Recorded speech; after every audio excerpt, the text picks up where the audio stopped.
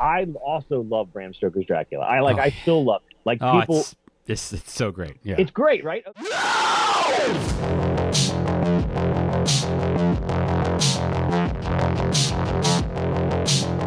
Hello, friends and relishes out there. Welcome to another wonderful episode of the Scary Movie Project.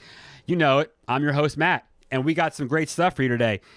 One of my favorite films, not one of my favorite, but a film that I love. I mean, I love Rob Zombie, but a film I love he made called Devil's Rejects. And there's a scene where Bill Moseley is talking to him and says, "Man, this scene is really bumming me out." And Rob Zombie tells him, "You know what? Art isn't safe." So, in that vein, we're talking to art today. I have a new friend of mine, Nick Jackson, is on. And Nick is a great guest because Nick is a husband, a father, and he's an artist out of Western Maryland who uses art as his personal tribute to one of his life's greatest passions, horror, cinema, and culture. We're talking horror art today.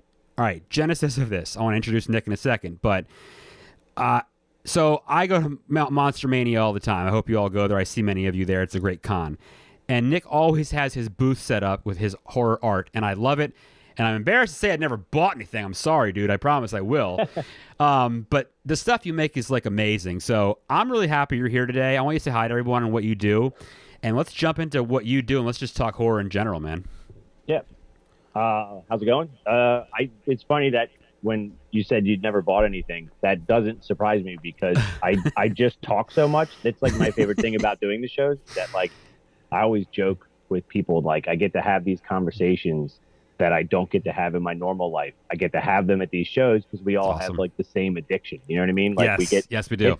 It's my favorite thing, and it's I don't know, like because I used to attend the cons, and then when I started vending, it's great because I get to like be there all the time. You know what I mean? It's like I remember when before I was vending, I was like, man, I have to go now, but I'd rather just hang out. But I have nothing else to do. I guess I'm out of money. I better go now. But like, I love attending the cons just because I love just having the conversations. Yeah. So you are like a con warrior. I mean, I've been going to them for 20 whatever years, but you are at almost every Monstermania. You're at man, are you going to like New Jersey con horror? You're pretty much everywhere on East Coast, right? I do as many of the shows. The farthest show I travel to is Mad Monster, and that's in North Carolina. Okay. But I'm not doing that one this year, I don't think. But like everywhere, like in the New Jersey, Pennsylvania, Maryland area, I used to do New Jersey Horror Con. I haven't. Mm-hmm. I did their one-day event in the winter, like in December, and then I used to do the Showboat, but I haven't been back to the Showboat in a while. Oh yeah. I do Monstermanias. I do Chiller. I do Creature Feature. I did a Steel City. Steel City Con, Pittsburgh. Yeah, okay. I did that once. I do Living Dead Weekend. I do between like 12 to 14, around 13 shows a year. So that's awesome. Yeah, that's really cool. So folks out there, go to these shows. We hope to see you there and his art too. So, I mean, yeah, you're like one of my stops for sure. And I think the one thing that really got me into what you were doing was one show long time ago. You made this a while ago, I guess. You've made these maps of these like towns. So you made a map of Haddonfield. And I just remember seeing this map and being like, "Oh, I've already spent like $300 on crap, and I just didn't have any more money." But man, this map was so dope. It had everything, like all the high school, Haddonfield High and Haddonfield Memorial Hospital. And you painted this map of all these different places. So, like, are there things that you specifically do, like maps like that? Like you made one for stuff like Nightmare on Elm Street or whatever. Or is there one specific thing you love to paint or to draw or to create when you're doing this stuff? So the number one thing I do is when I'm either painting or making a map or doing anything is I always try to focus on stuff that I think is cool. Yeah. That's always like served me well. There have been a handful of times where I'm like, oh, I got a show coming up and they're having like a something reunion. I better try to whip something up. And then it always sucks. Like it just, if I'm not like into it, then I don't like the way the painting turns out. Or the map turns out kind of lame. Like it's just, and something needs to like trigger in me to make it like turn out cool. And then I know what you mean. Sometimes it can be real obscure. Like it could be really weird, which is like a reason why I don't do more like pop culture shows, because some of my stuff can be kind of nichey. You know, horror is already kind of nichey. Like, oh yeah, people have like the different things that they like, and then like, but then if you go to like pop culture show, man, horror, like the horror community is like, you know, represents, and then within the horror community, I'm even more narrow. Yeah. But like, I just do stuff that I think is cool, and it's always served me well. Like with the maps, the first map I ever made was the Crystal Lake map, and I was trying to make, I was trying to think of something. I was doing one of those shows that had like 10 different Jasons. There's like 8 different Jasons were going to be there. I was like, what would be a cool thing to get that they could get them all to sign off on, like all of them on one piece. Yeah. And, you know, I was like, oh, I'll make a map of where everybody died through like the whole film series. And I made that map, and I took it to the show, not to sell it. I made it because I wanted to get the signatures. Right. And I was getting signatures, and someone came up and they were like, hey, where'd you get that map? I'm like, oh, I made it. And they're like, you know, can I get one? And I was like, I have one. It's just mine. And then they were like, you should make more maps. So then I did the Haddonfield, Springwood, and then the Texas one from the Texas Chainsaw Massacre. Oh. Those were the first 4 I did. Okay. And I don't know, it's fun. It's definitely between the paintings and the maps, it's like depending on what kind of mood I'm in. Like the paintings are more like a creative itch, and then the maps are more like an analytical kind of trying to break it all down, make it all make sense. Like my Scooby-Doo map, that one was one, like I love Scooby-Doo. And then like trying to make sense, because I was watching the show and I'm like, they're always driving in that show. Yeah, like, they are. Like they're not like flying and taking planes. Like this is a regional show. You know what I mean? Like they live in a very specific area, and everything they go to doesn't take very long. I mean, there was one episode where they fly to Hawaii, but like everywhere else they have to be able to drive to it. I was like, oh, so all of this weird stuff all happens like kind of in the same region. And that was like the genesis of the Scooby-Doo one. And then I just started kind of blocking it out. And it's fun for me to like break it all down. Like, you know, okay, well, how did they get here? How does it make sense that they were there? And then like, especially with the cartoon show, it didn't make any sense. But then like with Haddonfield, that was very much the Haddonfield. Like everything takes place in Haddonfield. Yeah. Well, not everything. That's why the map kind of expands. You know, I got like Santa Mira in the corner for part 3, and then like, okay. They do travel a little bit. Springwood, ironically, all of it takes place in Springwood. Like every Nightmare on Elm Street film up until I did 1 through Freddy's Dead, it all happens in Springwood. Everybody that Freddy kills, he kills him in Springwood. He never leaves town, which has made the map easy. So okay, yeah, that's true. Right, exactly. So that's really cool. So CineTredici, that is your art company. So how did you, I guess we're backing up a bit, and that's fine. I used to draw and I used to paint a lot too when I was a kid. I used to love to draw like horror stuff, and I used to be so good at, I remember being in love with Bram Stoker's Dracula. I mean, still in love with Bram Stoker's Dracula, of course. It's great. I mean, I got this book when I was a kid of it when it came out, and you know Lucy's beautiful dresses and the white and the red with the the colors, and I used to take that and draw that, and I have some old drawings I found of that years and years ago. So when did you start? Like, when did you have a pencil in your hand or a paintbrush in your hand? When did you start making this stuff? I've always, as long as I remember, I've always been drawing. I remember when I first started, like my earliest memories. I have a pretty bad memory. But like my earliest memories are drawing. Like I just remember, it's funny. My dad actually tells me this. I don't really remember it, but he told me I used to, like, as a kid, I would open the refrigerator like doors in like the freezer section in the grocery store, and then draw like cartoon characters in the condensation. Yeah, that's awesome. And then one time I was with my dad, and he was like, I drew, I don't remember, it was like Bart Simpson or something, and then he was like, do another one, do another one.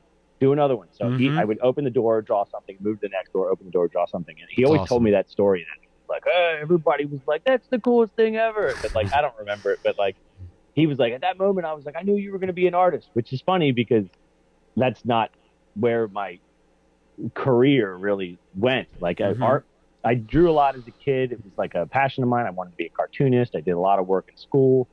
But then when I graduated high school, like I kind of went in a different direction, and then that's not like I got married, and I had kids, and I got career, and like I just did different things, and I kind of got away from art.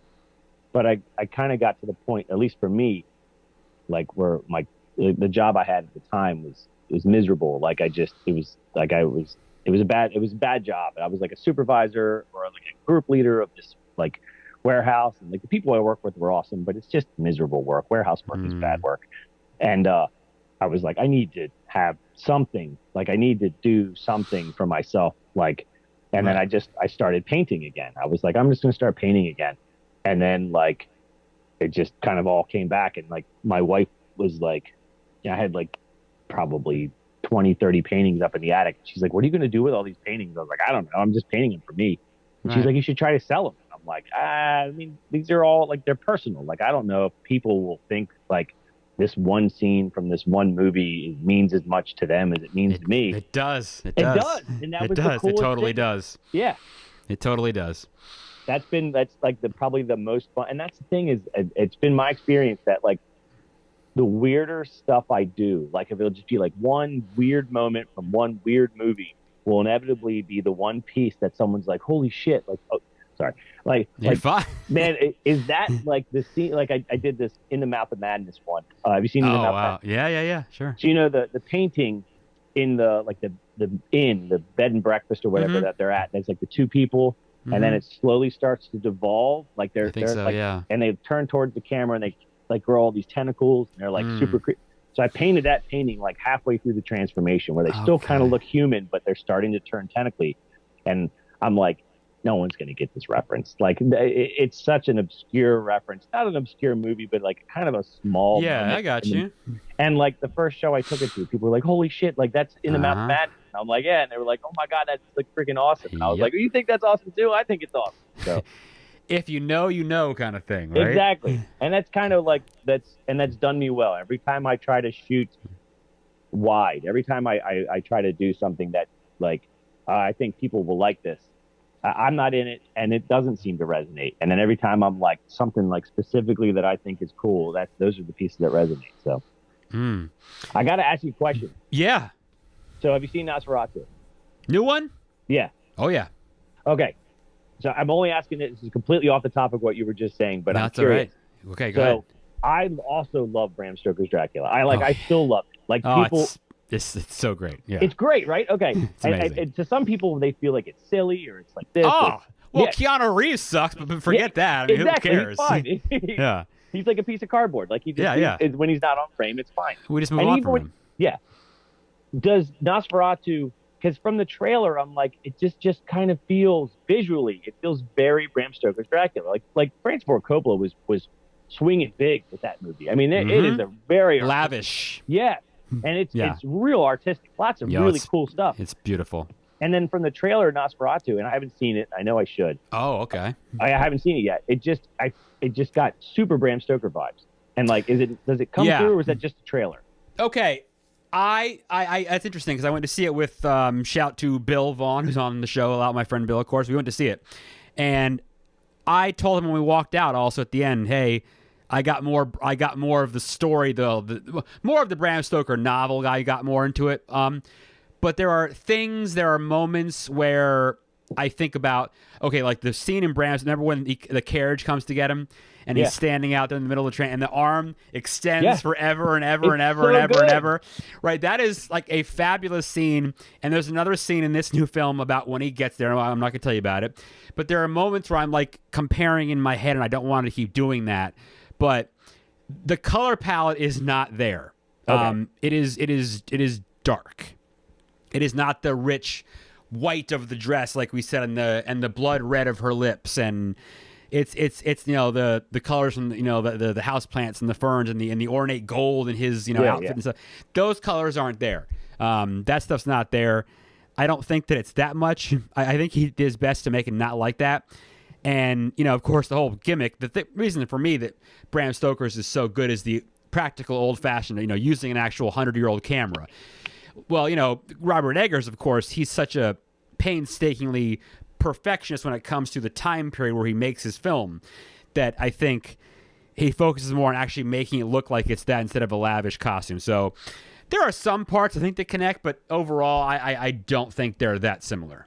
Okay. All right. Just the trailer, it was like, I feel like I've seen this movie before. Like it felt like Bram Stoker. I mean, we've seen Dracula so many times. Oh, yeah. Like, it felt, I got more Bram Stoker vibes than I did like Nosferatu vibes. You know what I mean? Like, I now don't know. that part is because they have the accents and it's the costumes are the same time period and stuff like that. Those parts are definitely will remind you of it when you see it. I think yes. And that was before I heard about the mustache. It was before I figured, because the mustache, that was Bram Stoker's first time. Well, I guess Christopher Lee had the mustache too, right? In one of them. I don't remember if he did or not. I think he did one called Count Dracula. It wasn't the Hammer one. I know Blackula's got a mustache. I do know that. I do know that. He also likes Bloody Marys. But you will like it when you see it, and I hope you see it soon. Dracula, Bram Stoker's Dracula is truly amazing. That one, I think, best costume and for stuff. I think for Oscars, I think. So what is a medium for you? Do you like you an acrylic guy on certain canvases, charcoal when you draw? Like, what do you use, or is it each project different? Mostly, I've been using acrylic on canvas. Okay. I like the urgency of acrylic. Like, when you're painting, it's drying quickly. Yeah. You have to move fast. The texture and stuff, and and you just if you don't blend quickly enough, then you're not going to blend. It's gonna and I like the speed. I was always a pen and ink guy when I was younger. I just like pen and ink. Yeah. I like black and white. I actually like to paint in black and white a lot. Oh, very cool. With acrylics, I just like black and white. And then with acrylic, I just like with the pen and ink, it was always fast too, because it was like everything you did was kind of permanent. You had to stick with it. Like you couldn't erase. Once it's down, you gotta make it work. And then acrylic is a lot of fun that way too. I mean, you have a little bit more play, but you have to move fast. I haven't painted anything since school in oil, because it's the opposite. Like, I feel like if I have an eternity to fix it, I'll never be done. I'll just constantly be fixing it. Yeah.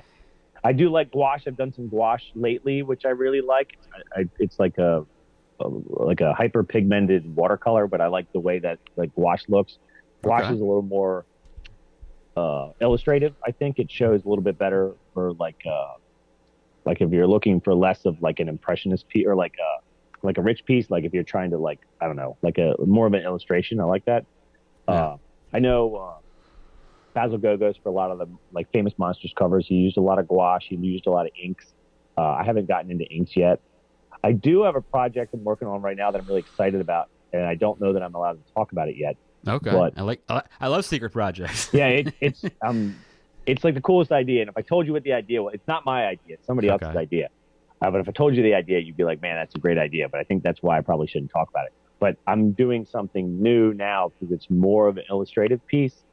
It's going to end up being a series, but I'm painting on I can't paint on canvas, or I don't want to paint on canvas because it's more of a, like I said, more illustrative. It's more, and so that's new to me now. I'm painting on something other than canvas stretched, canvas board, or using a different surface has been interesting. So that's been kind of fun. But no, that's kind of what I stick with. I do some pencil. I don't do charcoal. The charcoal's really messy. My daughter likes charcoal.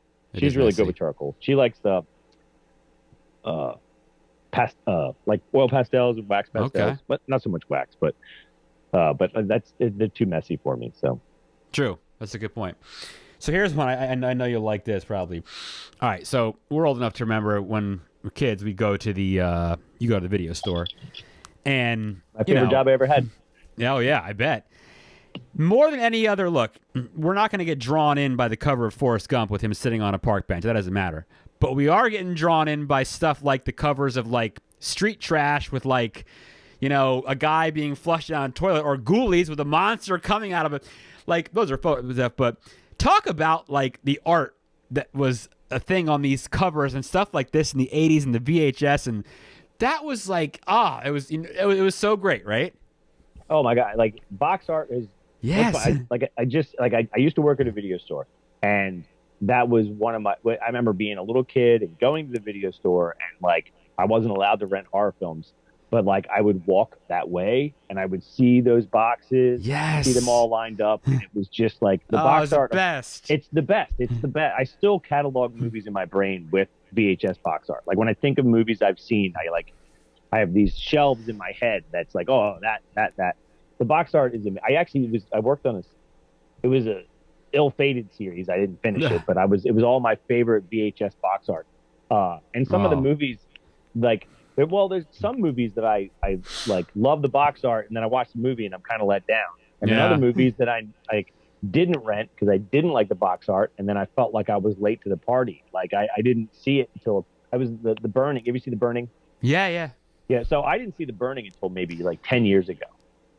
Like because the box that that's the one with the guy with the like the hedge clipper. Was that the one? Yeah, that's the one. Yeah. Right. And the box art's really cool. Yes. Like but not the box that we had at our video store was just different. A guy on fire.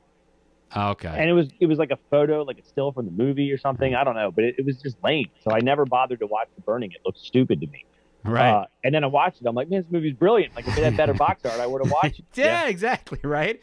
Or like, then didn't Sleepaway Camp have one with like with the knife and the shoe, the bloody shoe? Right. That was always a good one. Oh, it's so good. Yeah. Well, prom night. I think prom night. You did a prom night. You've done one of painting, right? Haven't you? I did. I've done. Yeah. So the original prom night probably has my favorite piece of box art. I don't. It's real simple. It's just that face. You know what I mean? With the knife and the well, it's like isn't it a shard of the mirror or something? Oh, it is. I think so. Yeah. I love. That's probably my favorite piece of VHS box art. I actually own that on VHS for that reason. That's fabulous. But I don't. I like that movie a lot. I actually prefer the sequel, but like the box art I think is brilliant. Like I love the box art. My Bloody Valentine had really cool box art. Just like the face, that was really great. That was good. But I actually painted the again. It was something I was like, I love this stuck out to me. So I actually just did a painting of the box art from prom night. Like I was like, I just have to do that because it felt like something I needed to do. So I love it. And there's been so many. I mean, you've done. I'm looking at hopefully if you're watching YouTube, I'm looking at the one behind you. I mean, the Shining art, the carpet has just been done. I mean, you can buy literally everything with that carpet design on it. But I remember, box art, man, that was, and the Friday the 13th were always so good, I think. And it always kind of, this is not horror. Well, this is part of it. I mean, I was never a huge Slayer fan, but how great were those covers with, what was the guys, what was the demon's name? I don't remember, but I know. Yeah, he had a name, and they used to put him on, and those were the best covers. Oh my goodness gracious, yeah. But those whole '80s ones, like the Blob and stuff too, were that's what brought you in because comedies weren't going to put stuff like that, and that wasn't going to draw you in like that. So what's unfortunate too is that box art, or even like poster art, I guess, is really like it kind of died. You know what I mean? Like I feel like it has. Like I remember when Scream came out. Like specifically, I don't know why, but like it stands out in my brain that when Scream came out, it's like it started this whole a bunch of heads of the people that are in the movie and then the title. Yep. And like, it's sad. I mean, lately you've seen people kind of like some cooler box art, which I really love, and cool poster art. Like, now that we're in like more of a collector's era now, you know what I mean? Everybody collects everything, which is really cool. You're seeing this art come back, which is brilliant, especially in vinyl. Like soundtracks and the artwork you see on people doing the vinyl is just like I bought a bunch of those just because I love the artwork. But box art really suffered, and poster art, like at least for like a good. I mean, I always blame Scream. I know it's not their fault, but like all their box art sucks. Like it's just it's just heads. And it just got lazy. I don't know.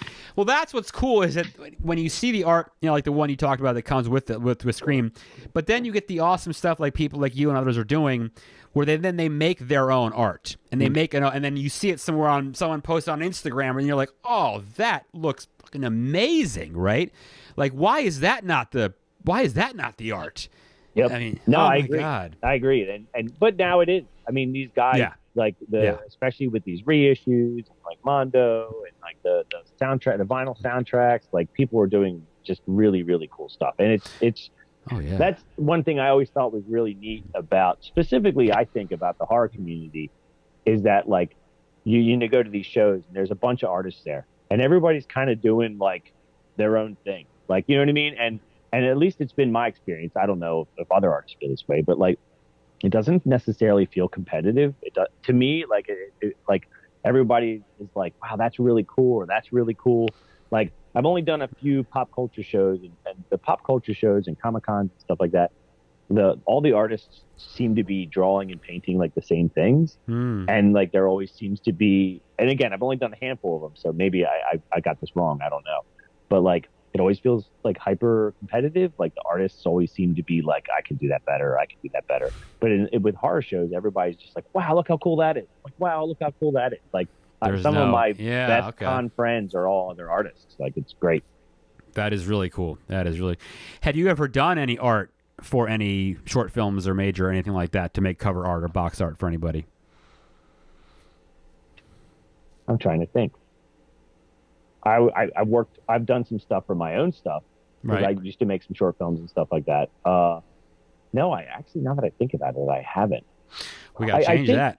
I think one of the main reasons for that, though, is probably the nucleus of like why I do it is like, it's my, like I said, it's like a personal tribute of mine to the movies that I love. Yep. And it's not to say that I don't love these other movies, but like, it has to be that something has to like, I don't know, like really like speak to me. Because there's movies that I absolutely adore that I haven't painted anything from because like nothing about the movie necessarily jumped out to me. You know what I mean? That doesn't. Yeah, it doesn't make you want to go out and do it. It makes perfect sense. I totally understand it. Absolutely. And then there's movies that I think are like that I like, but I don't love, but visually there's something brilliant about it. Like Christmas Evil. Have you seen Christmas Evil? I think so. That's the one. It's the Fiona Apple's dad, and he's like, like as a little kid, he saw like his Santa Claus came to his house, and he saw him. And is that Christmas Eve? And then he goes on a rampage later and he works at the toy store and he kills everybody? Yes. Is that Christmas Evil? I thought that was... Okay, anyway, I know the movie, but I don't know. Not Christmas Evil. I think that's a different title, but I know the movie. Yes, I think we even talked about it on an episode. And now I'm like blanking on it. Yeah.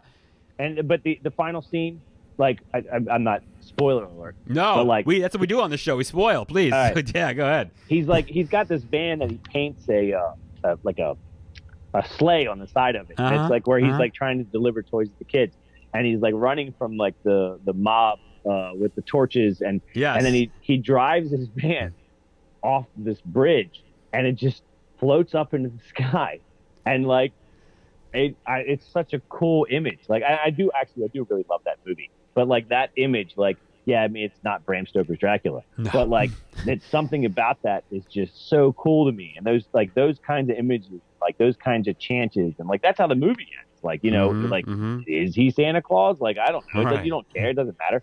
But like those, like again, that's another reason I love horror movies is that you see directors and artists and writers like taking those chances that they couldn't take with like a comedy. You know what I mean? Like they could just. And the thing is that we love it. Like as horror fans, like we'll eat it up. Like we support that stuff. So what is your feeling? Because you got masks and stuff. I see. So are you a Halloween 3 fan? Because I know that's kind of, even like masks aside, that's like an interesting spot for any horror fan asking that question. Are you a Halloween 3 fan, right? But especially for that reason, because it's a mask maker and it's art, right? Yeah. How old are you? I am 44. Okay, cool. So I'm 45. So I don't know if this was your experience too, but like growing up, everybody hated that movie. Oh yeah. Like everybody hated Halloween 3. It was the stupidest Halloween. It was like now that was some cool cover art though. It was a photo, but I love the picture with the kids in the silhouette trick or treating and I painted that. Yeah, was it's brilliant. Awesome. Love that. I did not like that movie for like the better part of my young life, and then when was the first time you saw it though? Also, right? I guess that's a good point because I probably never saw it. It was the movie that Michael Myers wasn't in. Like it's so dumb. Why would you do this? That's right. But now I would say the last 15 years, I love the movie. Now I think it's brilliant. Okay. Like, it is its own thing. They did take chances. Like, you know what I mean? They didn't have Michael Myers in it. I mean, how is this a Halloween movie? Tom Atkins is brilliant. Tom Atkins is the best. Yeah. Turn it off or turn it off.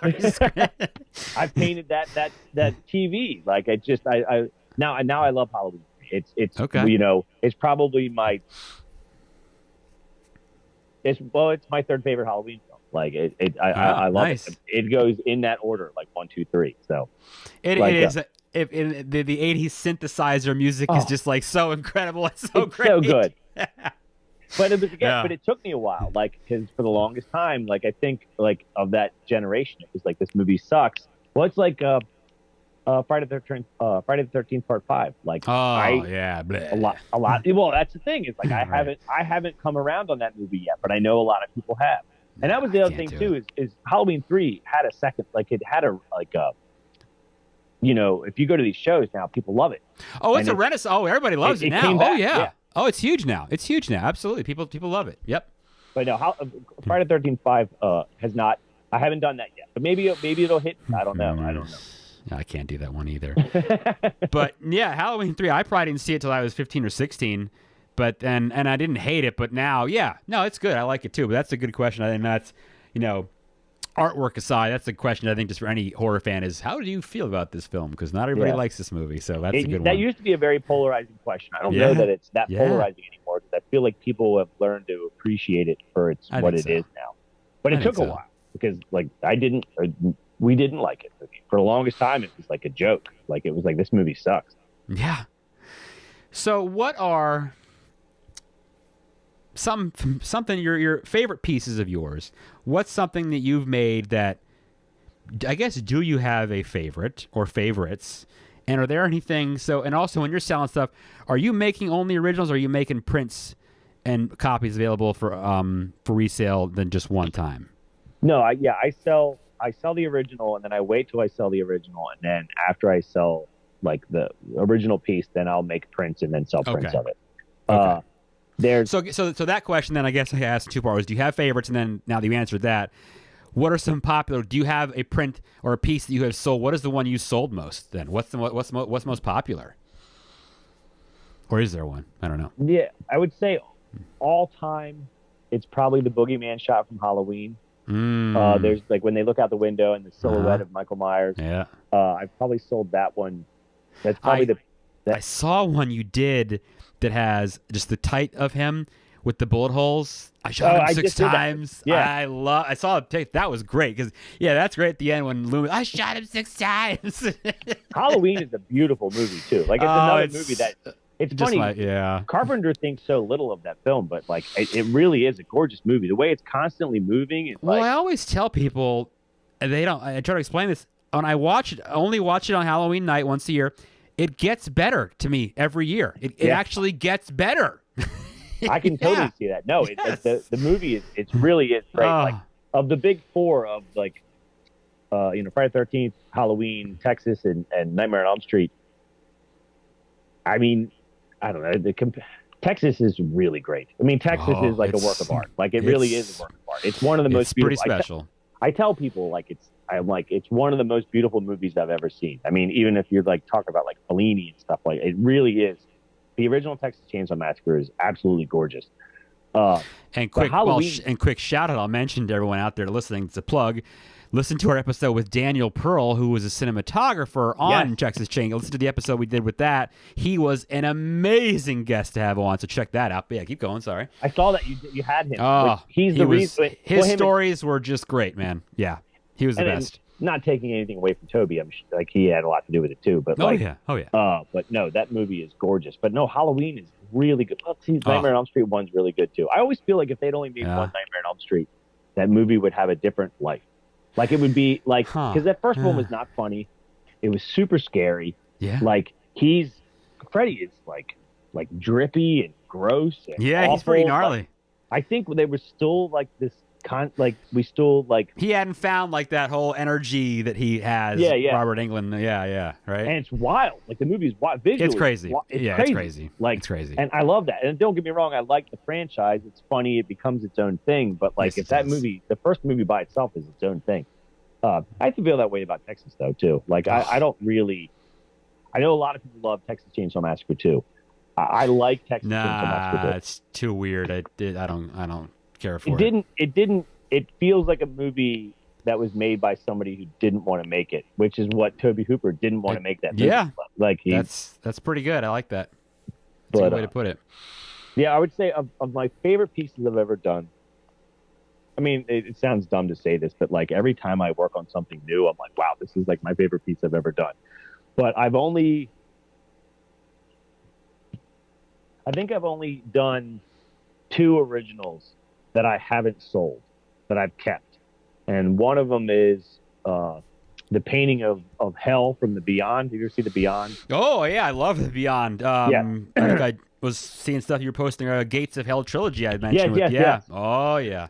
So you know that scene. Oh, you made the maps for those three. Is that what you did for those? I made those maps, but you know the painting in the movie that the guy's painting at the beginning, and then at the very end of the movie they're in the painting. Yes. So I painted that. Oh, okay, that's dope. Yeah. And I've never sold that. That one's still like it's in my bedroom. And then I did a Billy from Black Christmas that I've never sold. I really love Black Christmas. Like I really love Black Christmas. Okay. So as far as like two originals, I don't know that I would say they're my favorite, but they're the only two that I've never sold. Okay. Like I've never even taken them to a show. They live in. They're yours. They're yours. Yep. Okay. There's a tall man I did I really, really like that I gave as a gift to my brother-in-law that I have a print of it in my bathroom that I just look at it so frequently because it's in my bathroom. Right. That I'm like, wow, that's really cool. Like here's a good random one for you then. I'll mention too. I got stuff in my bathroom. I have a print. I have an 11 by 16 in a frame of Black Sunday. So with the Black Sunday art with her eyes, and then they're tying her to the thing. That's a great piece of work. Yeah, I'm a huge Barbara Steele fan. Like, I've done so many. As a matter of fact, I was on a bit of a Barbara Steele kick there for a while, and I just painted like 4 or 5 different portraits of her. I did one that it's the portrait of her from The Fit and the Pendulum. I really love that piece. I wish she would do a show on the East Coast because I would be the happiest man alive. Like I want to say, I thought her name came up to come to one, but then she canceled. It was Monstermania. Well, it was, wasn't it? Yes. Yeah. I painted a portrait of her from what movie was it? Oh no, it was just a portrait of her. It was just a portrait of her, and I was like, I spent a ton of time on it. I was super excited, and I just wanted to get her to sign it. Oh, and again, like I said, these are like everything I do is like a tribute to these movies. And like I was like, oh, how great would it be to let her? Because she's a piece of horror history that there aren't a lot of pieces left. You know what I mean? Like she worked with Bava. She worked with like she's worked with everybody. And like I was like, oh my god, I can't wait to meet her. And then she canceled. Like I know. I want to say like the week before, and I was like so bummed. But that happened with me with Eli Roth one time, and I was like, no, yeah. Have you met him? Finally at the Oaks show back in November. Yeah. Back in November. I didn't get to wait in line for him, but he came by my table, or he walked by my table, and he saw the I have a Giallo map. It's like a map. So he's a big Italian horror guy, so you love that, I'm sure, yeah. And then he was like, holy shit. He's like, I'm coming back for that. So then I just gave him one, and he was like, oh my God, this is awesome. So he was really cool. That's really cool. That's really, See, that's great. So you have all these great conversations with folks. I mean, and how many people are, window dressing? And that's kind of the thing where it's that awkward thing, too, where people are like, they don't really maybe want to go because they don't want to buy anything, but they want to look. And, but like you said, you end up having these incredible conversations. You get to meet guys like Eli like that. You get to have these great conversations. You get to be on shows like this. And I don't know, like that for you must be a lot of fun because you get to, you're trying to sell these things. You're running a business. But you're also getting these like moments, and I don't want to say memories necessarily, but you have these. No, that's exactly what they are. Interactions too, right? Yeah, that's really cool. I've been doing these shows long enough now that like my kids have grown up with it, so like they have all these moments, and like we don't get a lot of vacations. So, but like when we take time off, and like the whole family, like my wife and my kids, will all go to a show, and then we'll all be together, and like these are almost like mini vacations, and like. I've seen them grow up and them meet people, and like they know these people, and like I don't know, and like just having all 4 of us together doing these shows is always the most fun. Like that's really cool. And then there's just stories, and like David Howard Thornton at the Oak show. David Howard Thornton came by my table, and like my daughter had just seen Terrifier. Oh wow! And like she was like, I was like, you know who that is? And she was like, because you can't really tell, like you know what I mean? Yeah. Dude. And I was like, that's him. And he was like looking at my Scooby Doo map. And he was like, this is really, really cool. So I ended up giving him one of those too. And he was like awesome. The most, like, it was just neat little moments. Like my youngest daughter, I remember waiting for Matthew Lillard for a show once. And like when she met him, she was little, but she like started crying. And it was just, there's like neat moments that like, I love that. I don't know. It's like, those are like, I love it. It's doing the shows, again, talking to people, having those moments, meeting the people. And like, in like maybe kind of a stupid way, but like, I kind of feel like I'm a part of it. like, you know what I mean, of the horror community. Like, no, you are. You absolutely, it makes of course, me you feel are. like part of it. So, of course, you are. So, you've got one there. Rob Zombie, 2007 Halloween. Did you like the masks and stuff and the artwork and all the stuff that Michael has? Like, and what did you think of his cell, right, when he's growing up? What did you think of all that, the stuff he made and the paintings and all the art and stuff in there? So, we might disagree on this because I heard you mention earlier that you love Rob Zombie. I do. I think Rob Zombie is a really cool guy. I love, kind of similar to Eli Roth in the sense that, like, he loves the right kind of movies. It's passionate for him. He like you can tell that this means a lot to him, and I think that that's like 90% of it. Mm-hmm. That being said, I'm not a huge fan of his films. Okay. Every one of them, I feel like, well, like House of a Thousand Corpses, I thought was neat, but it was also real derivative, which is not a knock. Mm-hmm. Like, you know what I mean? Like Quentin Tarantino's real derivative too. So like, but it was neat. There was a lot of neat moments, and like it's a cool movie. But like his Halloween, I feel like, and again, I don't know. Like I've heard different reports that like he was like talked into doing that. Like that wasn't necessarily a project he wanted to do, but they were like, hey, if you do this. So he was like, I need to find my angle, like my take on it. I don't want to just redo what John Carpenter did. Right. So like, I appreciate the fact that he did like kind of a different thing. Yeah. But what always bothered me about that movie was like this, and it kind of bothers me about all of Rob Zombie's movies, is that he kind of perpetuates this like white trash, poor family result in violence. And like, I grew up poor. Like all of my friends were poor. Like their family, the Myers family is awful. That's just like the worst family ever. Yeah, they're awful. And like I don't feel like that necessarily translated into violence. You know what I mean? Like what I always thought was so cool about the original one is that Michael's family seems pretty normal. Like he seems normal. They don't seem poor. They seem just like completely normal. Like I don't want to know why Michael Myers is evil. You don't need the exact. We don't. He's like, well, like in the movie, the original, he's listed as the Shape. He's not even Michael Myers. He is literally pure evil. He's not like a person, right? Yeah, and it almost like it was like telling me a story that I didn't need to know. Like it was but again, I get it. Like if he's making that movie, like what's he like? He's got to find his angle. You know what I mean? And I think that a lot of his movies are like he's just trying to find his voice, and I think that's cool. I'm just not like the world's biggest fan of it. Like I think my favorite movie he did was Lords of Salem. Oh, Lords of Salem was beautiful, but it fell apart at the end. Oh, like, okay. I don't know that if he like ran out of money. It's a weird ending. It's a weird. It's a weird ending. It just stopped. But I think there's moments in Halloween 2, which I think that he was like. Halloween 2 in some ways is better than Halloween 2 is pretty because it's so dirty and grungy and just like and he's just doing different stuff. Like he's just like it's like, hey, look, I'm I don't know. I thought that was neat. The Devil's Reject's really good. I never saw 3 from Hell. I don't know if it's like I like 3 from Hell. The only thing with 3 from Hell is that like I remember because you do a lot of these shows, right? Like you go to these cons and stuff. Mm-hmm. Like I remember what Sid was like at the end. It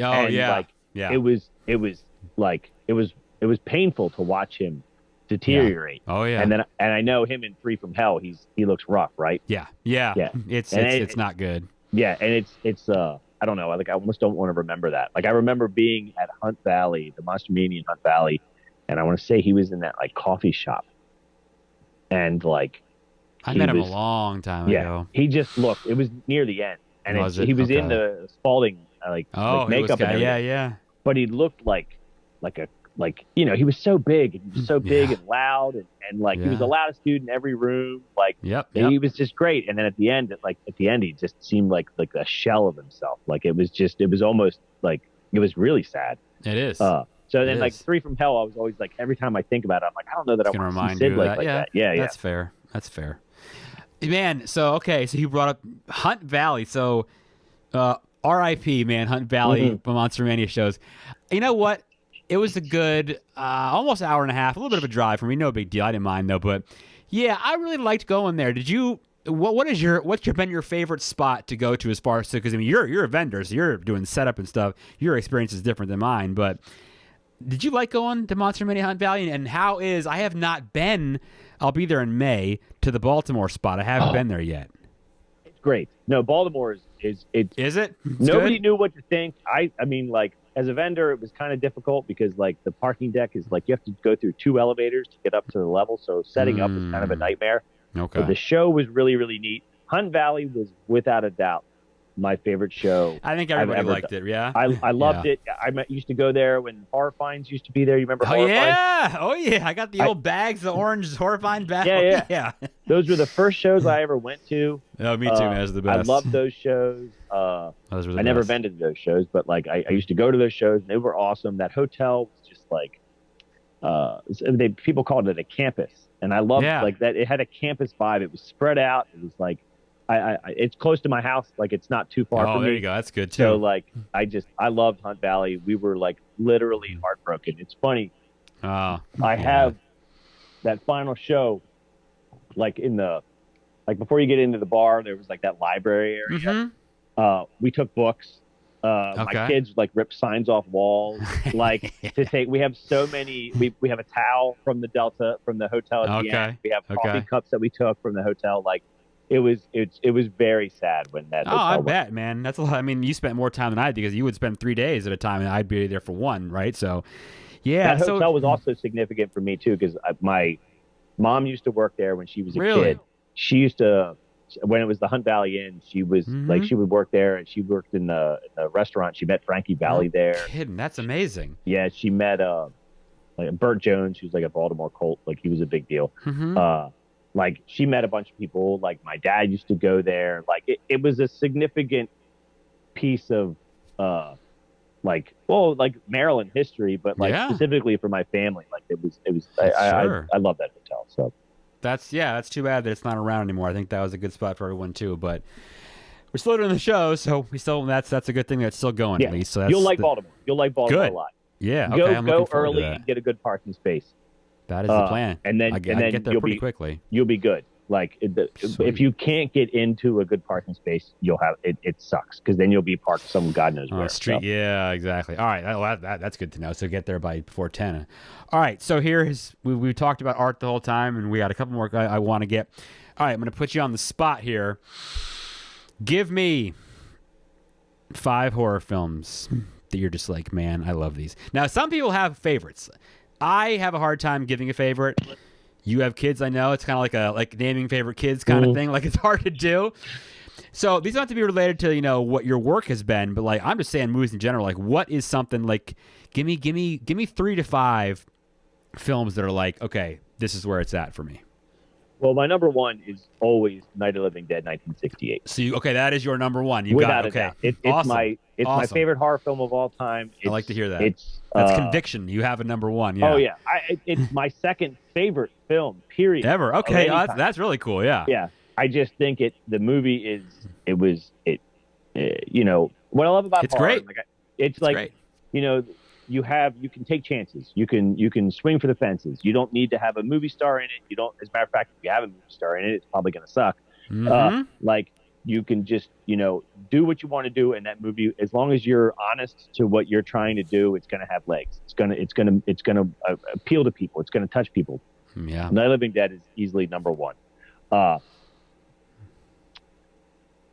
Probably Deep Red, Argento.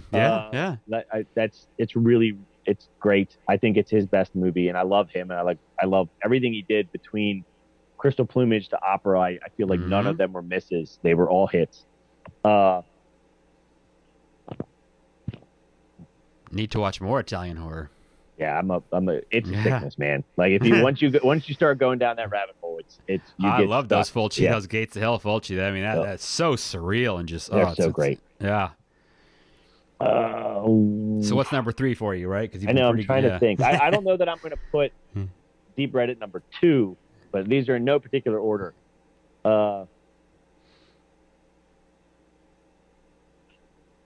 Maybe Bride of Frankenstein. Okay, like the original. That movie's really great. I don't know though, because Invisible Man, like if I'm picking one from that black and white era, Invisible Man, I actually might like a little bit more than Bride of Frankenstein, but I love Bride of Frankenstein. Trying to think my favorite, like I'm trying to hit like my favorite Italian horror film is probably Deep Red. Okay. My favorite classic, like Universal, is probably. There you go. Category. What's your favorite slasher? What's your favorite, supernatural, right? All that. Yeah. That's a good way to look at it. This is weird to say this because it's the one that jumps into my head immediately, but I want to say My Bloody Valentine for like. Interesting. It's like standalone, not a franchise. Like looking just at the one movie. Yeah. My Bloody Valentine is really, really good, and again, it's handmade. Like just a bunch of people like. Canadian horror. Canadian horror is a very undersung. Yeah. I love Canadian horror. Yeah. No, maybe that one as far as slashers go, just because it was just great. It just feels great. Like all the actors, good. You like everybody. Like it was the cast from top to bottom. It's just brilliant. Even though you don't know any of them, like they're just right. They were good. I don't know, but then does Black Christmas count as a slasher? No. I mean, I think so. He's going around killing people, right? So yeah, I don't know. I might put Black Christmas ahead of My Bloody Valentine, though. Tell you what, it'll be your favorite holiday film. There you go. Well, I don't know because there's a lot. Oh no, okay. Christmas horror is deep. Yeah, Christmas horror is there. It is really there's more than I thought there was. Yeah, we went on a run, like me and my girls and my wife. We went on a run just watching Christmas horror movies, and I was shocked how many of them were really good. Like it's a shockingly deep genre. There are. Now you need to watch the short Treevenge, of course. We all love Treevenge. That is classic holiday love. All right, I'm gonna get you out. I'm gonna ask you one more question, and I don't know if you can answer this or not. We'll try.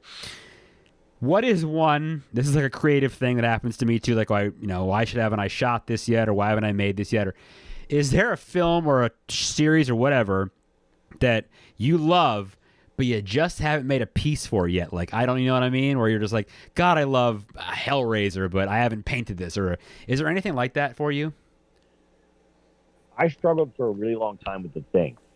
Oh, wow. I love The Thing. Oh, yeah. I did probably 4 or 5 pieces that I wasn't happy with and I painted over. And I always blame the fact that I think that the practical effects of that film were already a work of art.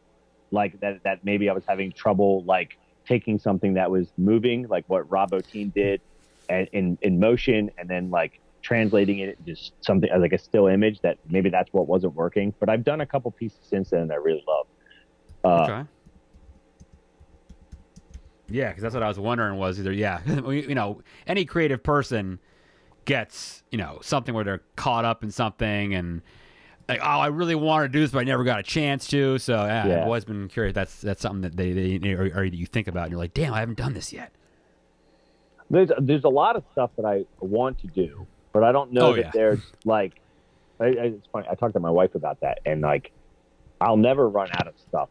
Like, that's true. I was watching The Lost Boys again because my youngest daughter hadn't seen The Lost Boys yet. Yeah, and we were watching it, and I was like, this movie is. And I've done a lot of Lost Boys pieces that I love, but like there's still more pieces. Like there's just images. Like it must suck to watch movies with me because I'm like freeze framing and like rewind. Like look at that. Like look how that looks so great. Like there's just so many neat moments in every time I watch a movie like that I love. Then I see it. It just like these snapshots in the film where I just like, oh, there it is. There's the piece that I like, or that. Oh, I'm gonna do that. I'm gonna do that. It got to the point now where they'll watch it with me and they'll be like, oh, you should paint that, Dad. They're like, oh, you should paint that, Dad. They're like, yeah, they never end. It's like episodes. Yeah, I'm always like, I'm gonna do an episode on this one and this one and this one. And I'm like, nah, I can't do all these. I have to figure them out. Well, it's interesting too, and not like yeah, go ahead. For a while, and again, you're like my age. We weren't getting a lot of really great new horror. Yeah, like for a while, we were like. And again, I didn't mind because I could go back forever. Oh, you can watch anything, yeah. Of course. But there's movies like I saw Messiah of Evil like 2 years ago, and I was like, how did I miss this one? That movie's brilliant. Like I could go back to the 60s, the 50s, and the 70s, and there's still movies that I've never seen that are still brilliant, and awesome. Right. But like new movies just really weren't great. But I really do think that like the last couple of years, we've been really hitting some great movies. Like seems like there have been a lot of really stuff people are really loving a lot. Yeah. I mean, look, A24 is making like thank God for them. Like I love them. Their movies are just incredible. Like they literally hit home runs every single time, I swear, with their stuff. And they find the right directors, and I don't know if maybe the right directors now like aren't afraid. Like I remember reading a thing from Steven Spielberg, and he was talking about how he's like, the first two movies I made were Duel and Jaws. That's right. He was like, I was one movie away from becoming a horror director. Yeah. Like, you know what I mean? True. Like, I never thought about that. That's a good point. He's like, I had to change gears because I didn't want to be a horror director. That's right. And what I think is cool is now we have these guys like Robert Eggers and Ari Aster, like that. They like, want to do this. They're not afraid of it. Like, you know what I mean? They're going to embrace like what like, hey, look, there is a lot of stories to be told. There's a lot of beauty in this. Like you know, I'm not afraid of being a horror director. And for sure. And I think that's changed lately. You know what I mean? Like, you know what I mean? Like, and I think have you seen The Substance? Not yet. I have not. The Substance was easily, and again, I haven't seen Nosferatu, but The Substance was easily my favorite film of 2024. Like, it's people are just loving it. Yeah. I absolutely adore that movie, and the fact that movie not only got made, but then got like nominated for awards, and like she's amazing apparently, right? Yeah, and it's crazy. Like when you watch it, you're gonna be like, I can't believe that I need to sit down and watch that. Like you're gonna be like, so Oscar judges are watching like the final 15 minutes of the movie. You're gonna be like, you know, what I would assume are this stuffy group of Oscar, you know, Hollywood foreign press, like they're watching this movie at the end. Good. Like it's so cool to think that like that people are watching that, like, because that movie is straight body horror at the end, and it's awesome. I don't know, it's so great, and like that movie never would have been made, or at least wouldn't have been distributed the way it got distributed, you know, 10 years ago. You know what I mean? Oh yeah. But it's cool now. Like, well, like it was funny when we saw David Howard Thornton. I was like, how cool is it? Like, I remember doing shows where him and Damien Leone would have like a vendor table. Wow. They would just be like selling DVDs, and like it was like before Terrifier, the first one came out, and like he would just walk around in costume and like, you know, like, and people didn't know who he was. They're like, he's a creepy clown, like, and it was like, and like now, and then was last year Terrifier 3 was like the #1 movie in America. Yep, like it's amazing. How cool is that? Like we live in this era of like I don't know, like it really is. It's finally feels like it's more mainstream, right? Yes. But still small, still independent. You know what I mean? Sure. Like the fact that Damien Leone's the guy that's still doing that. They didn't take it from him and give it to like Christopher Columbus or something. They exactly. didn't. And I really, it's awesome. I remember reading a thing. They were talking about horror films and how they're related to social, like the state of the country socially. Like, you know, like during the Depression, like everything really sucked and horror movies were really popular. That's like the universal horror films. And like in the 70s, when things started to get really shitty with Vietnam, like Texas Chainsaw Massacre. And it's like we socially, this country, I don't think it really depends too much which side of the aisle you're on, but socially things kind of suck. Like, you know, everybody's really divided. And I'm like, hey, that means that's why we're getting such great horror right now. You know what I mean? Like it's you know, there's results of I mean the world, you know, comes through in different ways and shows up in different mediums and things, and it's really interesting that way, right? Yeah, I think that's really cool. You know what? I think you and I could talk about horror art and horror movies for a very, very long time, but I think for now we're gonna let it go. This was wonderful. I got a bunch of cool stuff to learn.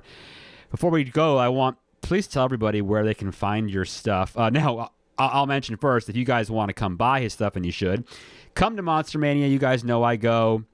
The next one is in Philly. Well, I say Philly, but I guess it's New Jersey technically, Philly, whatever. Yeah. That's in March. There's one in August.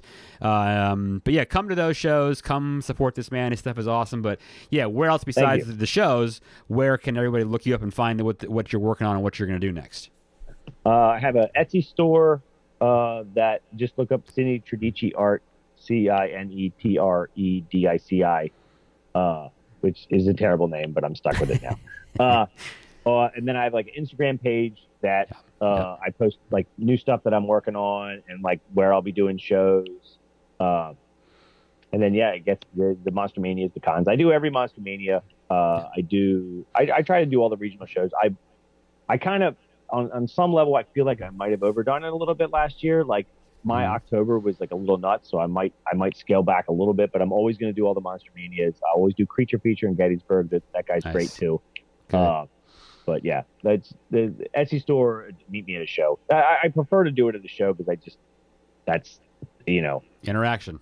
Exactly. Yeah, which is selfish of me. So. No, it's okay. Support the arts, people. So and support us, of course. Check us out. Instagram is where we're most active, obviously, but Facebook as well.